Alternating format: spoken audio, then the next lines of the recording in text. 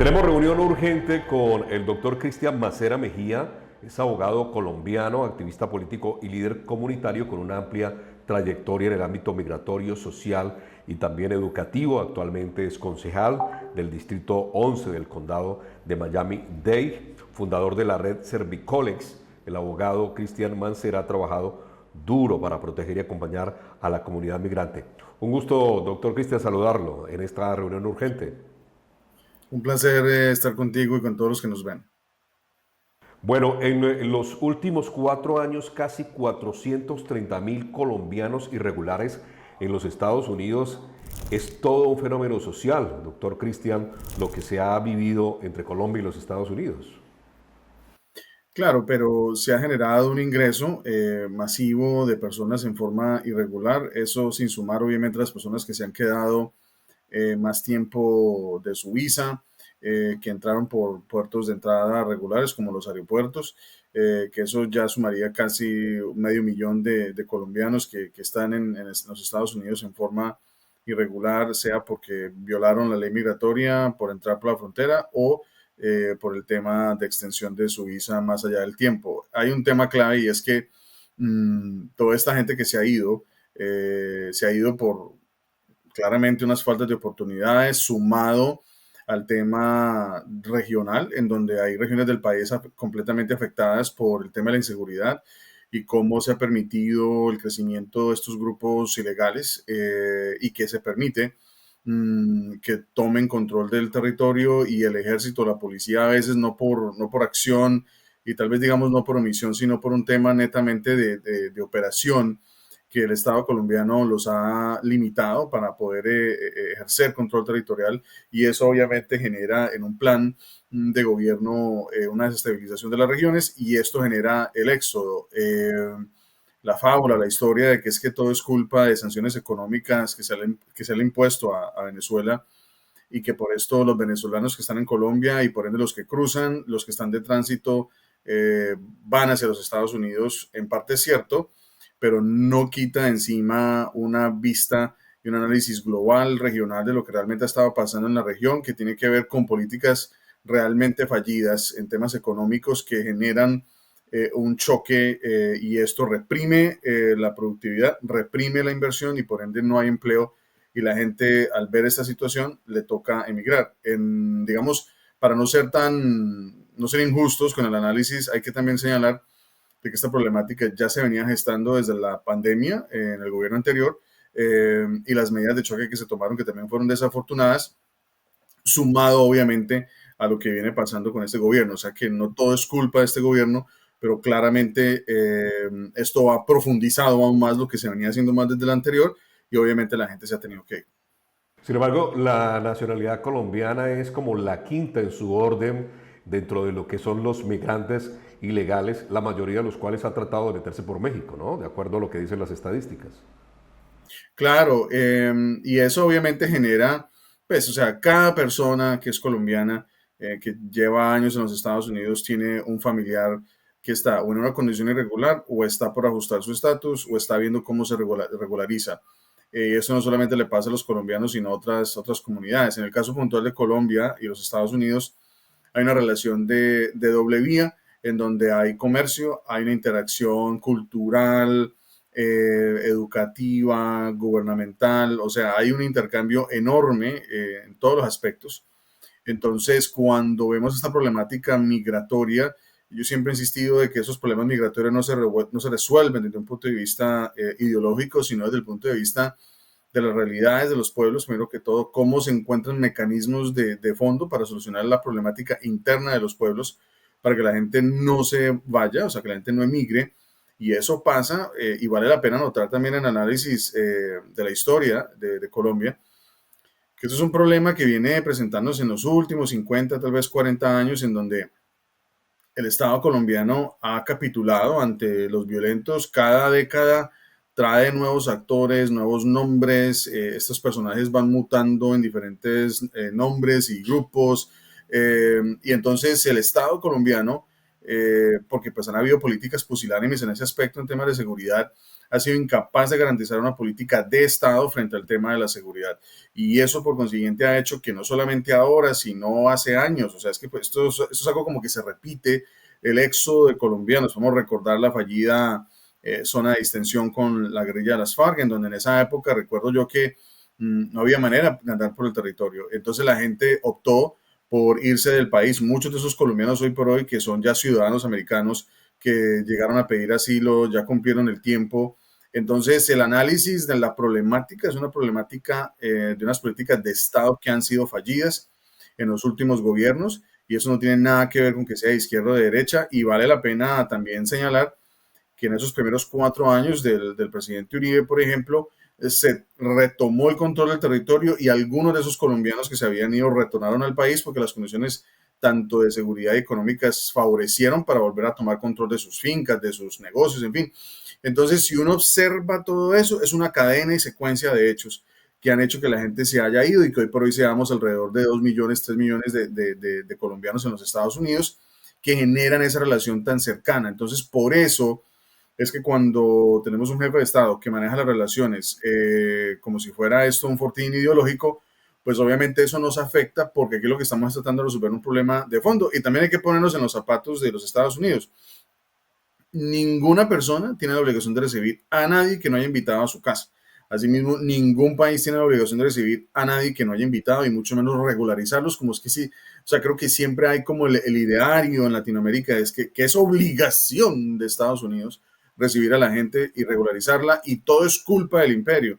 Pero no, no es así. O sea, hay unas leyes, hay unas normas que desafortunadamente se violan, y la controversia que se ha generado alrededor del tema migratorio, de que es que no todos los migrantes son criminales, en eso estoy de acuerdo, pero si nos vamos a la letra menuda, a la realidad jurídica del problema, cuando usted cruza la frontera sur con los Estados Unidos, usted está cometiendo un delito federal. Por ende, usted, ante la ley americana, es un criminal que debe pagar por sus delitos, entre esos penas privativas de la libertad, o expulsión, o remoción del país, dependiendo la característica de individuo que sea usted. Entonces, pienso que hay un ideario como fantasioso de que no, es que no importa, o sea, si nos cruzamos la frontera de ese país, pues no nos importa, y violemos la ley de ese país, que nos tienen que recibir, nos tienen que llamar migrantes, nos tienen que dar cama, casa, carro, pasaje en primera clase, en premium class, con azafata y avión privado. O sea, son una cantidad de cosas que son a veces como salidas de cualquier mundo. Y si lo bajamos al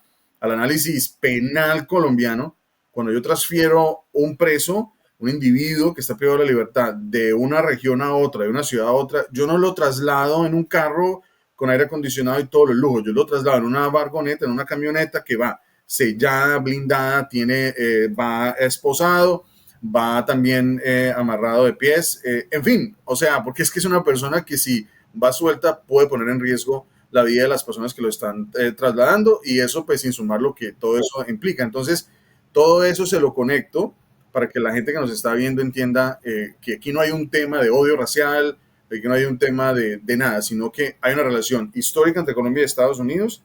La problemática social que genera que la gente se vaya no es de ahora, sino de hace años, por unas políticas fallidas del Estado colombiano, y que Estados Unidos, como Estado receptor, tiene todo el derecho y tiene su discrecionalidad de decidir quién entra y quién no, y cómo impone y aplica sus leyes migratorias. Le quiero tocar también un aspecto fundamental, y es la gran cantidad también de colombianos que llegan con visa de turismo y luego aprovechan la oportunidad para pedir asilo, asegurando también que las razones mismas de inseguridad o amenazas o las circunstancias del orden público en Colombia los amenazan a ellos y a sus familias, y se quedan también a la espera de ese asilo. Digamos que este sería otro sector que también está enfrentando una problemática seria en los Estados Unidos, más con las políticas del presidente Trump. Claro, pero mire, si la gente llega y pide asilo, tanto el que entra en forma irregular como el que entra por aeropuerto, y tiene una queja válida, o sea, tiene una denuncia válida, es una persona que ha sido perseguida, y vale la pena notar de que muchas veces hay gente que no tiene la capacidad de suministrar una evidencia concreta, porque los llegaron a la casa, al barrio, y los empezaron a perseguir, y les tocó salir con lo que tenían a la mano. O sea, hay un tema de inmediatez en esos aspectos que son temas neurálgicos, y el asilo como tal se ha dado en un escenario en donde mucha gente llega con su queja o llega con su caso real, aplica y esa gente no va a tener problema. La gente que ha aplicado y tiene en este momento un caso de asilo en curso, tienen derecho a un debido proceso. Van a irse ante un oficial de migración si entraban por aeropuerto en un caso de asilo afirmativo, en donde ese funcionario va a decidir si el caso es viable o no. Si no es viable, irán ante un juez, por ejemplo, y la persona que entró por frontera irá definitivamente ante un juez de migración. En cualquiera de los dos escenarios, las personas tienen derecho a un debido proceso. Entonces, no es que entonces yo ahora estoy en la calle, entonces porque me pararon me van a sacar. No, pero muy probablemente si usted en su país tiene un récord criminal, usted fue un delincuente en su país y usted está en Estados Unidos, asiste a ir a un proceso de asilo, lo van a sacar, porque Estados Unidos no quiere tener personas que tengan cuentas pendientes con la justicia, y en eso ha sido clara la administración, y han ido, y puedo dar fe de esto, casa por casa, a sacar a la gente que está en un listado en donde han hecho una barrida por todas las bases de datos y han establecido que ciertas personas tienen antecedentes penales y los han ido a sacar, así tengan procesos de asilo vigentes. Entonces, el mensaje es claro para la gente de que si usted no debe nada, no tema nada. Si presentó una solicitud de asilo y su caso es un caso válido o de pronto no tiene mucha evidencia, igual usted va a tener la oportunidad de enfrentarse ante un funcionario o ante un juez y defender su caso. Si se lo niegan, tendrá derecho a una apelación. Y si la apelación le falla, tendrá derecho a que el caso sea revisado en dado escenario que de golpe usted tenga un argumento para que eso aplique dentro de esa jurisdicción migratoria, sobre todo de lo contencioso administrativo, y dentro de ese procedimiento usted tiene todo el debido proceso. Pero si ya se cumplen esas etapas, si usted finalmente es tildado o sancionado como una persona que es inadmisible, usted tendrá que irse, o lo sacan o lo deportan. Pero lo que quiero que haya claridad es que el asilo se mantiene, sobre todo para las personas que entran con su pasaporte por aeropuerto, todavía no se ha cambiado eso, y presentan su solicitud de asilo. Lo que está en este momento en stand-by o en revisión son los asilos en la frontera como tal. ¿Y por qué pasa eso? Que es donde volvemos al asunto. Creo que eso es un pensamiento latinoamericano. Nunca entendemos cuándo es suficiente. Entonces, se abusó esa aplicación de CBP1, se abusó presentando una cantidad de asilos, en algunos casos sin ningún tipo de mérito. Entonces, lo que está haciendo el gobierno en este momento es poner una pausa para poder procesar todos esos casos que hay. Los que están en México esperando que se solucione la situación tendrán que esperar a que las cortes definan si esa suspensión se levanta o se mantiene. Muy probablemente se va a levantar, porque eso es un derecho, digamos, que tiene cada ciudadano en el mundo de presentar asilo o pedir protección en los países, y Estados Unidos no se puede sustraer de eso, pero por el momento eso está suspendido. Pero el tema es que se ha abusado tanto de ese mecanismo de que finalmente Estados Unidos dice, bueno, no puede ser posible que todo el mundo tenga un problema de persecución. Entonces ahorita lo que eso va a generar, entre otras cosas, es que el gobierno de los Estados Unidos mire con más claridad, con más lupa, cada caso de asilo que se presenta. Y lo que digo a la gente, si usted presentó un caso de asilo y usted tiene un caso que usted sabe que va a ser aprobado o tiene una gran posibilidad porque usted realmente tiene un problema, usted tendrá cómo probarlo. Si usted no tiene un caso, usted sabe en su interior que usted presentó un caso que no tiene mucha sustancia y que muy probablemente tiene una gran posibilidad de ser negado, y usted tiene que buscar alternativas en ese periodo de 2, 3, 4, 5, 8 años que le llegue a su entrevista, de ver cómo resuelve su situación migratoria. Si usted se queda sentado esperando que llegue el día de la entrevista, a sabiendas de que usted sabe que su caso de asilo no es lo suficientemente sólido, esa será su decisión. O si está Pero siempre hay mintiendo, alternativas para la situación. o si está mintiendo. O sea, está Claro, pidiendo el usted asilo está diciendo mintiendo. que está acosado, amenazado y no es verdad, por ejemplo. Correcto. Y si eso es la historia, o si usted sabe que no es verdad, pues entonces usted debe estar preparado para enfrentar eso. Y si le dicen no, usted ver qué alternativa tiene para resolver su situación migratoria. Muy rápidamente, usted está en el condado de Miami-Dade. Esta situación en este momento, ¿cómo golpea a la comunidad latina, aquellos que están pues ya regularizados, y a la vida misma en los Estados Unidos con lo que está pasando actualmente?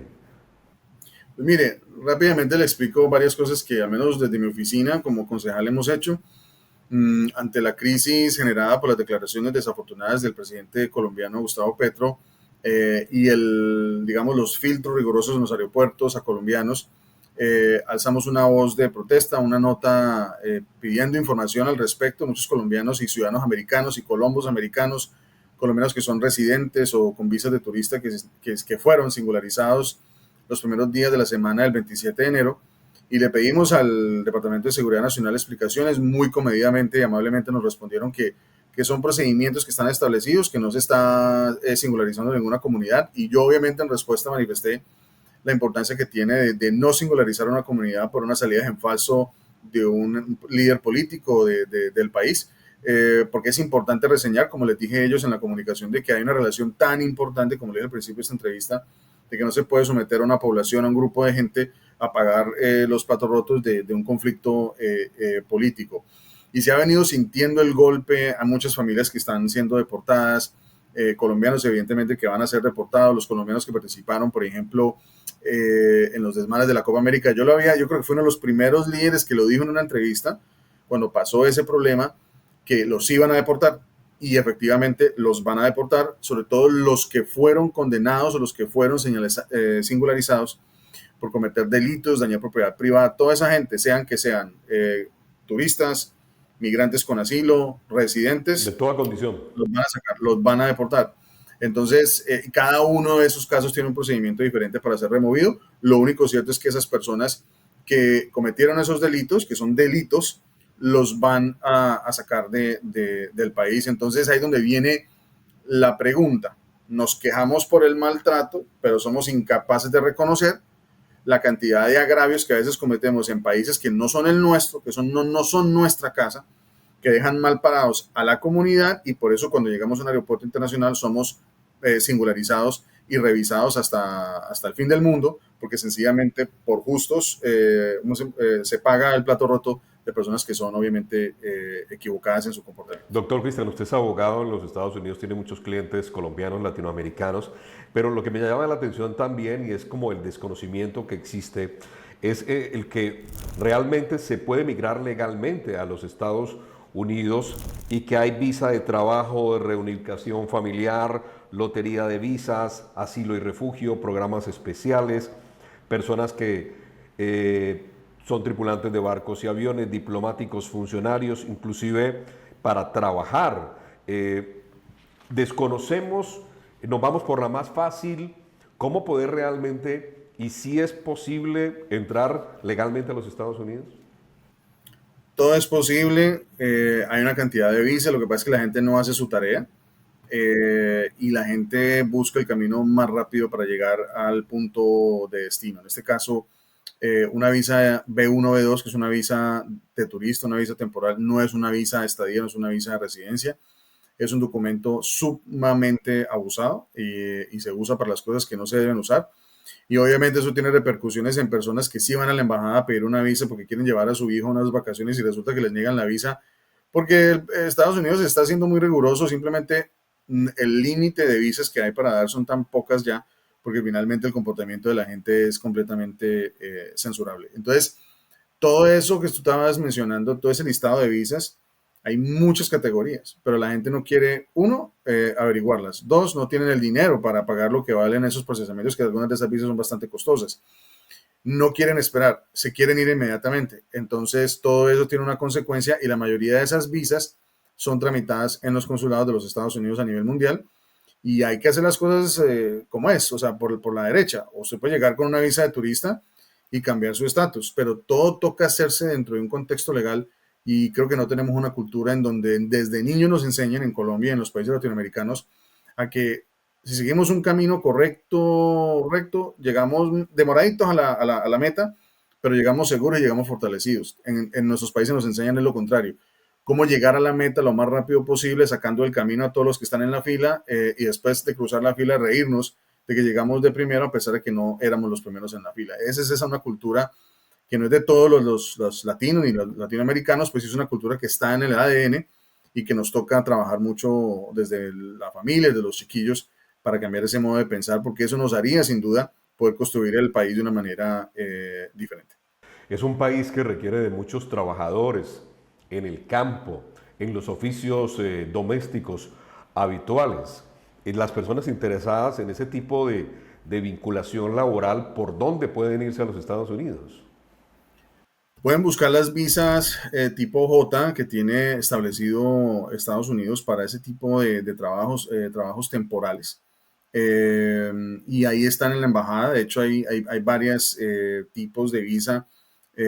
Hay empleos que son promocionados varias veces, sobre todo para temas de agricultura y otros espacios también que no solamente tienen que ver con el tema de la agricultura. Pero yo los invito a todos, que ya me tengo que ir, a que revisen la página de la embajada, que revisen no solamente la página de la embajada de los Estados Unidos, sino de otros países que ofrecen oportunidades en Asia, en Australia. Y rápidamente el ejemplo de Australia es otro. Allá se fue en medio Colombia también, abusando del visado de estudiante.